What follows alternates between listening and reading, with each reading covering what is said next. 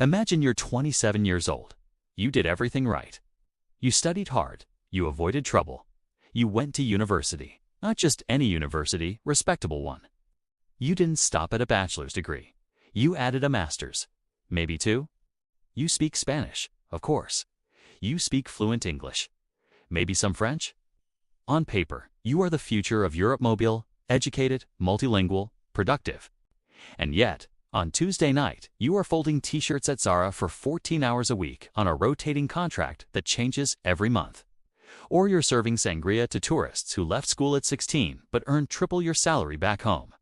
Or you're tutoring English for cash while waiting for your temporary contract to be renewed for the 4th time this year. You live with your parents. Not because you're nostalgic. Not because you love arguing about who forgot to unload the dishwasher. Not even because your mother's croquetas are unbeatable, though they are. You live there because rent in Madrid or Barcelona would swallow nearly all of your income. You are not unemployed in the dramatic sense. You are suspended. Suspended between adolescence and adulthood. Suspended between qualification and opportunity. Suspended between promise and reality. A Peter Pan syndrome enforced not by fantasy, but by macroeconomics. Welcome to Spain. The land of sun, sea, world-class cuisine. And a youth unemployment crisis so structurally embedded it would make a labor economist lose sleep. There's a tired stereotype about Southern Europe, that it's all siestas and laziness. That young Spaniards just don't want to work hard enough. That narrative is not only lazy, it is statistically illiterate. The reality is darker, more mechanical, and far more unsettling. Spain's youth unemployment crisis is not an accident. It is the product of a labor market designed to protect the old, a housing system that devours income, an economic structure dominated by small firms, and a demographic clock ticking louder every year. Today, we are not just looking at the headline unemployment rate. We are dissecting the system. Because the numbers, while terrifying, are only the surface. Underneath is a set of incentives and protections that create a generational divide so sharp it resembles a caste system.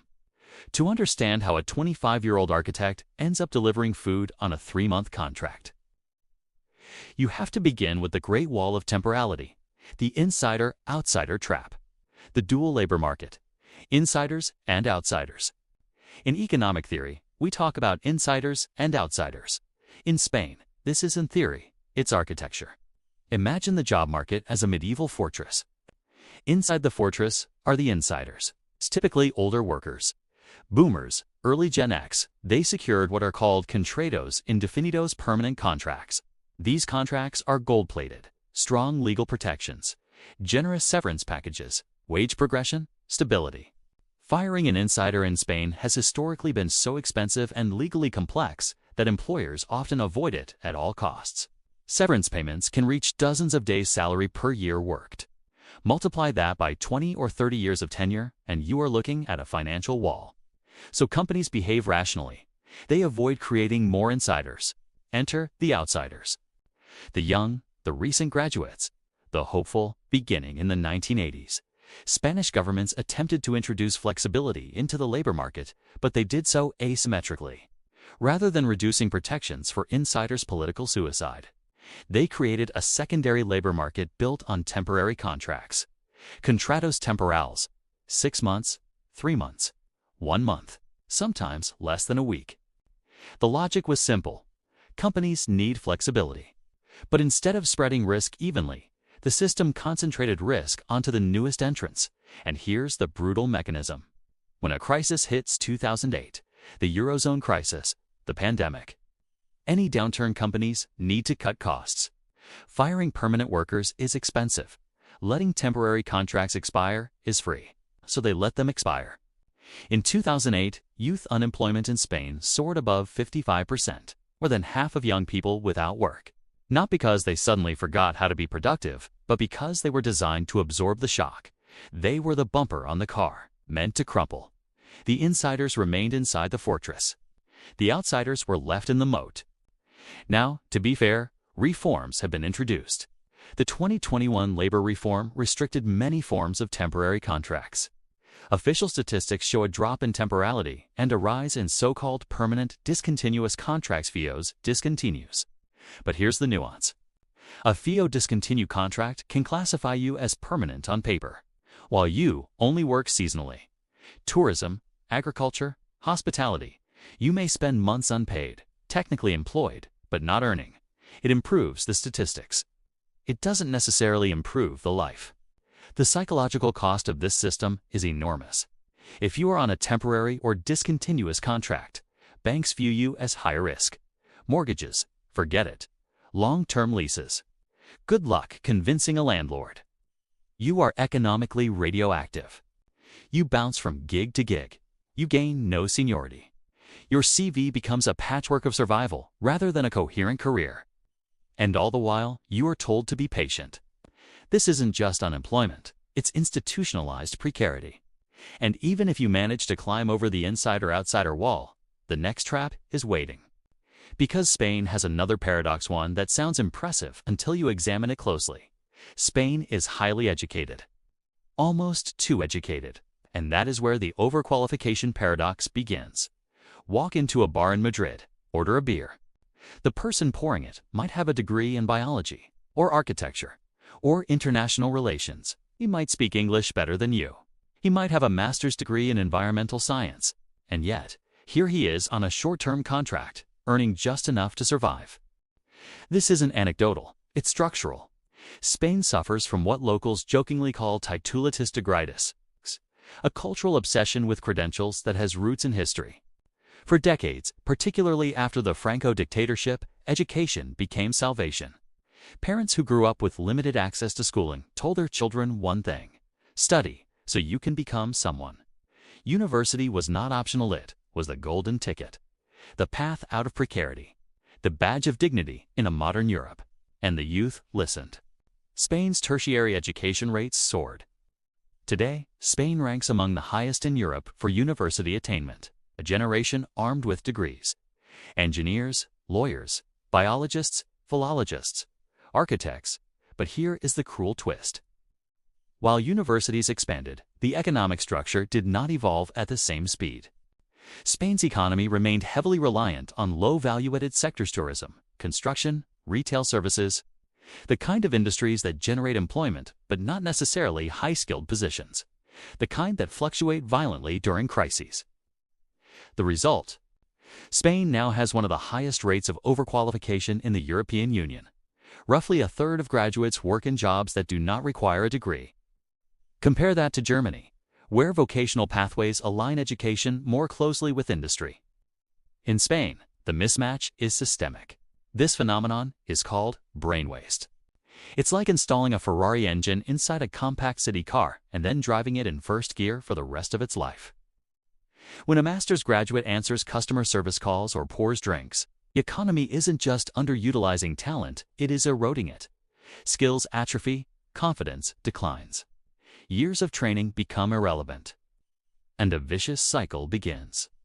Because when everyone has a bachelor's degree, employers raise the bar. Entry-level administrative roles begin requiring master's degrees not because the job demands it, but because the supply allows it. Credential inflation accelerates. Young Spaniards respond rationally. They get another degree. They learn another language. They sign up for another unpaid internship. They try coding boot camps. They chase certificates like armor in an arms race. But the job market doesn't expand proportionally.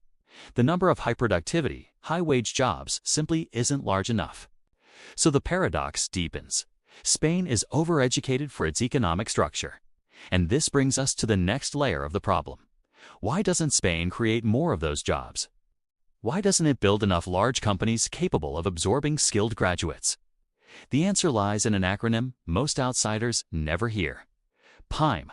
The PIME trap. Why size actually matters. PYME stands for Pequeñas, Mediana, Empresas, small and medium-sized enterprises. Spain is a nation of dwarfs. Approximately 90 to 95% of Spanish companies are micro-enterprises with fewer than 10 employees. Think local bars, small family-run shops, boutique agencies, corner bakeries, tiny consultancies. We romanticize small businesses. Culturally, they are charming. But economically, dominance by micro-enterprises creates structural constraints. Because small companies struggle with three things: productivity, innovation, and export capacity. First, productivity. A 5-person firm doesn't have the capital to invest in automation, cutting-edge software, or sophisticated management systems. They operate on thin margins. They survive. They rarely scale. Second, innovation. Research and development require deep pockets and long-term bets. Multinational corporations invest billions in R&D. Micro-enterprises focus on staying afloat. Spain's overall R&D spending lags behind Northern European peers, largely because it lacks a thick layer of large industrial firms. Third, exports. Global expansion demands legal teams, logistics networks, and compliance structures. A small firm in Seville isn't exporting to Asia. It's selling locally. Now, here's the irony that demolishes the laziest Spaniard stereotype. When Spanish companies do become Largentitex, Zara, Santander, Telefonica, they compete globally. They are efficient, innovative, ruthless. Spanish workers, when given the right infrastructure and scale, are highly productive. The problem isn't the worker. It's the ecosystem. Most Spanish graduates are trying to build careers inside rowing boats microfirms with limited growth potential while there. German counterparts work aboard industrial aircraft carriers. You can row as hard as you want. The physics won't change. Small firms cannot afford to pay €50,000 salaries to 25-year-olds, no matter how talented they are. The math collapses under thin margins. So we now have a labor market that traps youth in temporary contracts. An education system producing more graduates than the economy can absorb. A business structure dominated by tiny firms unable to scale wages. And then comes the fourth trap. Even if you find a job, even if you escape the temporary contract cycle, even if you land something stable, there is another barrier standing between you and adulthood: housing. And this one might be the most crushing of all. Let's play a simple game. You are 26 years old. You've managed to secure a semi-stable job in Madrid. After taxes, you take home around €1,300 a month. Not terrible, not glamorous, but decent, you tell yourself. Now open a rental website. A 1-bedroom apartment in Madrid or Barcelona. Euro 900, maybe €1,000. Add utilities, internet, transport. You're now spending 70 to 85% of your salary just to exist inside 4 walls. There's an old financial rule. Housing should not exceed 30% of your income. In Spain's major cities, that rule is a fantasy. To respect that rule on a €1,300 salary, you'd need an apartment costing around €390 a month. That price might get you a parking space, not a home. So what happens? You stay? You stay in your childhood bedroom. You stay under your parents' roof. You stay in suspended adulthood. Spain has one of the highest ages of emancipation in Europe. The average Spaniard leaves home around 30 years old. In Scandinavia, it's closer to 20. This isn't about Mediterranean culture or strong family bonds. It's about economics. Because housing in Spain has become less of a right and more of a wealth transfer mechanism. Here's the structural reality. The older generation boomers bought homes decades ago when prices were lower. Credit was accessible and contracts were permanent. Many have paid off their mortgages. Their homes are assets. Some rent them out. Others convert them into short-term tourist rentals through platforms like Airbnb, because tourists yield more profit than local tenants.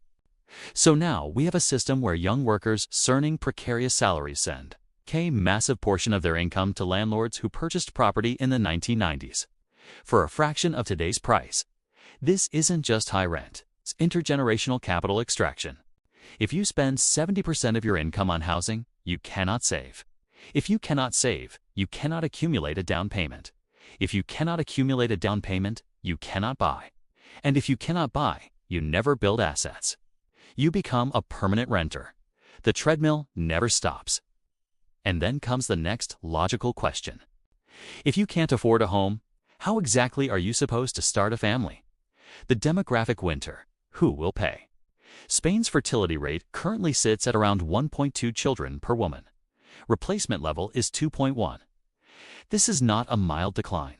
This is demographic contraction. Why aren't young Spaniards having children?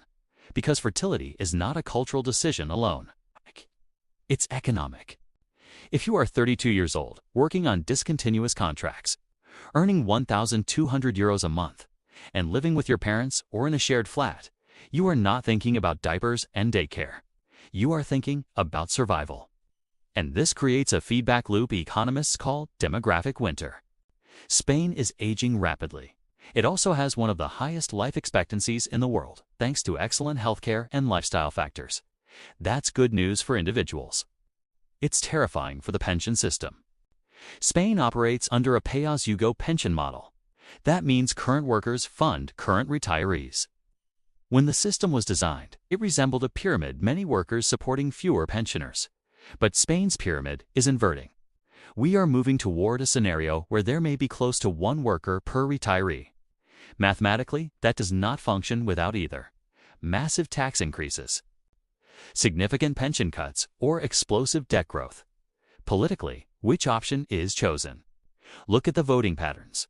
Older citizens vote in higher numbers. Younger citizens, disillusioned, overworked, underpaid, vote less consistently. So politicians protect pensions. They index them to inflation. If inflation rises, pensions rise accordingly. Meanwhile, youth wages stagnate. This creates a profound intergenerational imbalance. Younger workers, many without property, savings, or job security, are taxed to maintain the comfort of older generations who often own their homes outright. It is a silent wealth transfer from asset-poor youth to asset-rich retirees. And here is the part no politician likes to say out loud. The math will break eventually. Spain's public debt remains elevated. The pension deficit grows. European institutions monitor closely. And when budgets tighten, someone will have to absorb the shock. And what do young Spaniards do when faced with structural imbalance? They leave. The Great Exodus, Spain's free export since the financial crisis of 2008, over 1 million young Spaniards have left the country. Doctors, engineers, nurses, architects, scientists. Spain invests heavily in public education. Training a medical student can cost the state over €100,000 by graduation. That is taxpayer money. And then, just as that graduate becomes economically productive, they board a Ryanair flight to Berlin, London, Amsterdam, or Zurich. This isn't just brain drain, it's fiscal cannibalism. Spain pays to raise and educate a skilled worker. Germany or the UK receives a fully trained professional at no cost. The receiving country collects the taxes. Spain collects demographic decline. If you are a young engineer in Munich earning €55,000 versus being offered unpaid internships and experience in Seville, the decision isn't emotional, it's rational. Leaving is not betrayal, it's survival.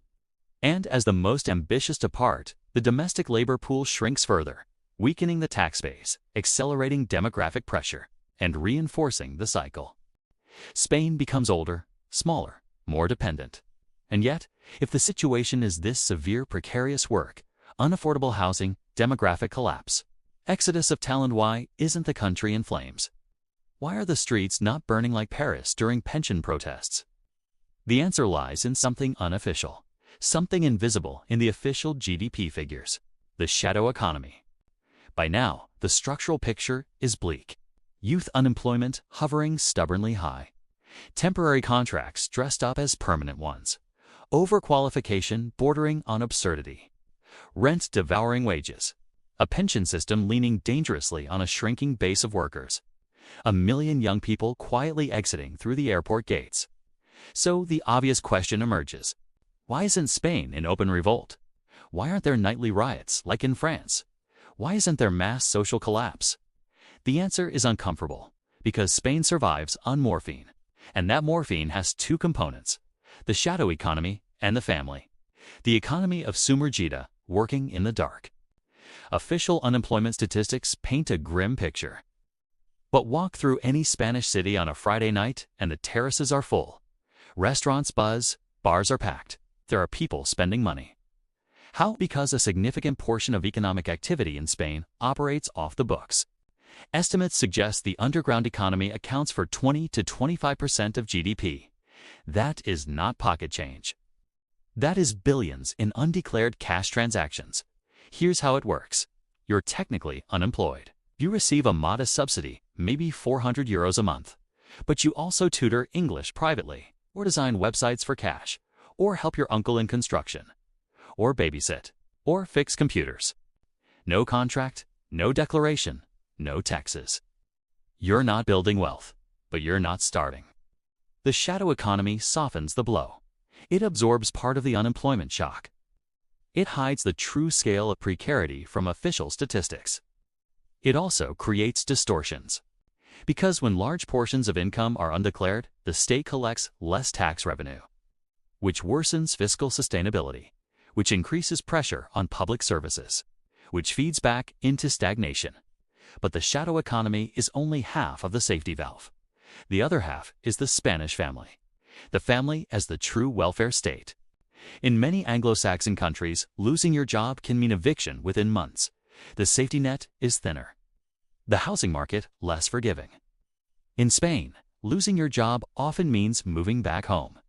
Your mother cooks, your father quietly pays the electricity bill. Your grandmother slips you a €20 note on Sunday just in case. The family absorbs the economic shock. This is beautiful and tragic. Because while it prevents homelessness and riots, it also hides structural failure. The parents subsidize the children. Savings accumulated during more stable decades are slowly drained to maintain the illusion of normalcy. This creates what we might call zombie stability. Everything looks functional on the surface. The cafes are full. The sun shines, the tourism flows. But underneath, the younger generation remains economically dependent well into their 30s. It pacifies anger just enough to prevent explosion, but it does not solve the fracture. It merely anesthetizes it, and long-term anesthesia has consequences. Because a society where adulthood is indefinitely postponed creates a psychological shift, a quiet transformation. The low-cost generation, living in the present because the future is closed if you cannot buy a house, if you cannot afford children, if you cannot plan 5 years ahead because your contract expires in 3 months. What do you do with your money? You spend it, not extravagantly, not recklessly, but deliberately in small bursts of pleasure. Economists call it the lipstick effect. When people cannot afford large capital goods houses, cars, they redirect consumption toward small luxuries. A weekend trip to Lisbon on a €19 flight, a gin and tonic on a terrace, the newest smartphone on installments. Music festivals, brunches, micro moments of joy. On Instagram, it looks like hedonism. In reality, it is resignation. Why save €200 a month toward a €60,000 down payment that would take decades to accumulate? Why sacrifice small pleasures for a future that seems structurally unattainable? So the youth adopt carpe diem, not because they are irresponsible, because the long-term social contract has been quietly broken. The promise was simple: work hard and your life will surpass your parents.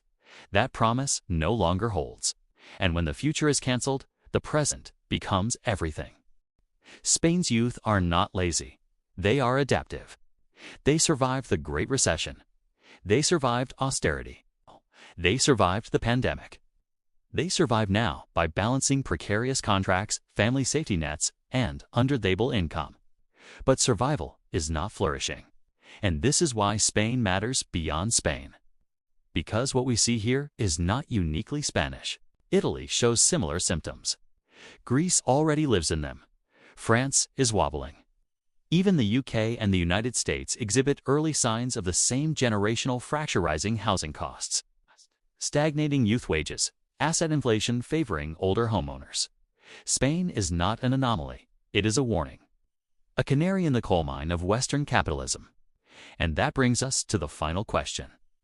If nothing changes, if the dual labor market persists, if housing remains a speculative asset, if pensions remain politically untouchable, small firms dominate productivity, what does Spain become? A vibrant innovation hub, or something else entirely? A sunny retirement colony for Northern Europe? In the final section, we confront that possibility. So what is the real truth about Spain's youth unemployment crisis? It is not laziness. It is not cultural complacency. It is not an unwillingness to work. It is architecture, a labor market that protects insiders and externalizes risk onto the young. An education system that produces excellence without industrial absorption. A business ecosystem dominated by microfirms incapable of scaling wages. a housing market engineered for asset appreciation rather than social mobility, a pension system that mathematically depends on a shrinking base of contributors, a shadow economy that cushions collapse but prevents reform. This is not a temporary recession. It is structural misalignment. Spain is not simply experiencing high youth unemployment. It is experiencing generational displacement. And the consequences extend beyond statistics.